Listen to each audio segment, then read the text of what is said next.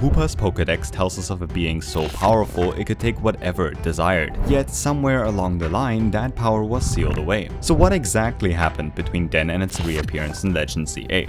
First of all, when was it that Hoopa's power was sealed away? According to the description of the prison bottle, this happened a long time ago. And from some of the information we can find on Hoopa within Pokemon X and Y's Perfume Palace, we can begin to narrow this time frame down. If we have Hoopa in our party, we're able to encounter a hiker who mentions that Hoopa is connected to many of the strange events he has been studying. While we will be taking a closer look at each of his dialogues later, what's important for now is one particular line, when Hoopa unleashes its full power. This likely refers to Hoopa's Unbound form, the form it existed in before being sealed away. Yet despite his extensive knowledge of Hoopa, the hiker never mentions its imprisonment. Since he specifies that his research focuses on events from the past 100 years, the records he relies on must date back to roughly that time frame. If this is the case, then the records regarding Hoopa's imprisonment must extend at least a century back, suggesting that the event itself occurred even earlier. If we now look at some of the hiker's dialogue I mentioned earlier, we can piece together what Hoopa was up to during those 100 years. When asked about the secret of its lair, he recounts stories passed down over generations, tales of Hoopa stealing treasures from ancient kings and wealthy barons. He also describes how an organization once tried to suppress Hoopa's power, only for their possessions and eventually their entire headquarters to mysteriously vanish and seemingly end up in the desert. These accounts align with Hoopa's Bound Form Pokédex entries, which describe it as collecting objects it likes and storing them in its secret home, a lair that, according to the Perfume Palace researcher, is said to lie hidden within an oasis deep in the desert. Over the years, Hoopa's exploits would eventually carry it far from its home, ultimately leading to its arrival in the Hoenn region. In Pokemon Omega Ruby and Alpha Sapphire, the same prison bottle that sealed Hoopa's true power can be found in the possession of a Pokemart clerk. When we speak to him with Hoopa in her party, he recounts the unsettling way he came to possess the bottle. One night, the clerk was working a late shift at the Pokemart when an old man holding a strange package suddenly appeared. Approaching the counter, he asked, "Do you know what this is worth?" Unsure of how to respond, the clerk simply nodded. But then, out of nowhere, the man's demeanor shifted, and he began demanding everything in the store in exchange for the package. Terrified, the clerk complied. Finally, with a wicked grin on his face, the man left the store, leaving behind only the package and a single message. 3 days. For a mere 3 days will Hoopa be unbound. Inside the package, the clerk discovered the prison bottle. Curious, he opened it, but to his surprise, there was nothing inside.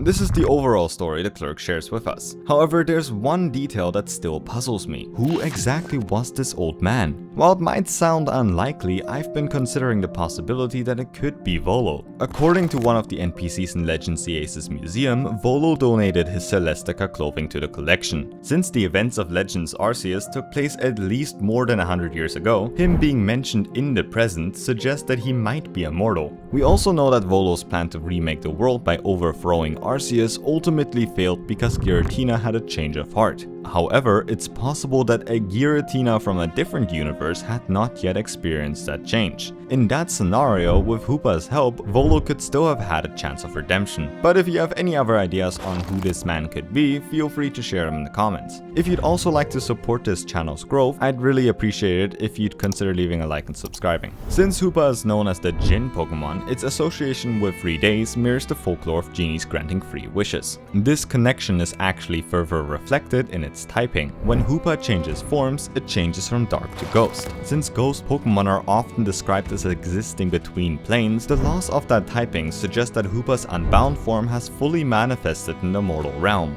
In this way, the prison bottle serves as an interdimensional prison, where opening it reverses its effects. The clerk opening the bottle meant that for at least 3 days, Hoopa had access to its full power. We'll look onto this detail in a second again, but for now, we need to examine why Hoopa ended up in the Hoenn region in the first place. Scattered all throughout the region, we can find ring-shaped portals on locations known as mirage spots. Not only do these rings have an almost identical appearance to Hoopa's own, but the islands on which they are found also seem to appear and vanish sporadically. This aligns with the Perfume Palace's NPC's claim that when Hoopa's full power is unleashed, it can expand its rings to a size capable of transporting entire islands. This would mean that the mirage spots are a direct result of Hoopa's abilities, and that when the islands disappear, they either move to a different dimension or return to their original universe. By interacting with Hoopa's rings, we can also encounter legendary Pokemon not native to Hoenn. Looking back at what we know about the Pokemart clerk from earlier, it's likely that after he opened the prison bottle, Hoopa used those 3 days to transport legendary Pokemon from another dimension into our own. This of course raises the question, why would Hoopa even do this? To find the answer, we need to turn to the ancient Draconids, or more specifically the current lorekeeper Zinnia. During Auras's Delta episode, she remarks that her people have long observed another world,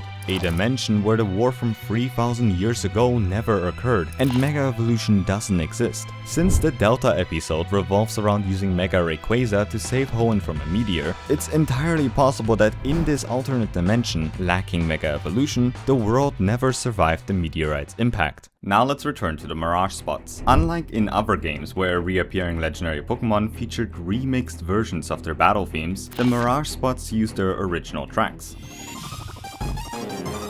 This further implies that these legendaries are being drawn directly from their own dimensions. If that's the case, then what we're witnessing in Omega Ruby and Alpha Sapphire may actually be Hoopa attempting to rescue legendary Pokemon from a doomed timeline. Another possibility is that Hoopa brought them into this world to help avert the meteor's impact. However, since the Mirage spots continue to appear and vanish even after the meteor is destroyed, the first idea seems more likely. That said, this raises an interesting question. We know Hoopa can only expand its rings to the size of islands while in its unbound form. So unless the clerk repeatedly opened and closed the prison bottle, why do these phenomena still happen? To find out, we need to look at where the prison bottle ended up after the events in Hoenn. In Pokemon Sun and Moon, the bottle was found in the possession of the Aether Foundation. It's unclear how they came to acquire it, but we can gather one important detail from an Aether Foundation employee. Lusamine once sought to add the prison bottle to her collection. While there's no confirmed correlation between the Aether Foundation's research and Hoopa's rings, the thematic similarities are difficult to ignore. Since the Aether Foundation employee also mentions that Lusamine's interest in the prison bottle stems from her desire to keep all of her Pokemon beside her by putting them into cryogenic sleep, it's possible that she intended to use Hoopa's unbound form to collect even more Pokemon. In Pokemon Scarlet and Violet, the bottle was found at the Porto Marinada auction. The Aether Foundation may have intentionally sought out the prison bottle, but in this case, it's unlikely that such a powerful artifact would casually end up in an open auction. From what I could gather, the most logical explanation is that more than one prison bottle exists. This doesn't necessarily mean that there isn't only one Hoopa. It would just suggest that during the attempts of imprisoning it, multiple bottles were made as backups. Thus, if someone out there still had a prison bottle in their possession, there's a very good chance that Hoopa would still be able to access its unbound form after the events of Auras, and thus continue creating the Mirage spots. But if you have a better explanation, then feel free to leave it down in the comments. With that, Hoopa has now returned to the Kalos region, bringing the timeline to a close. Thanks for watching.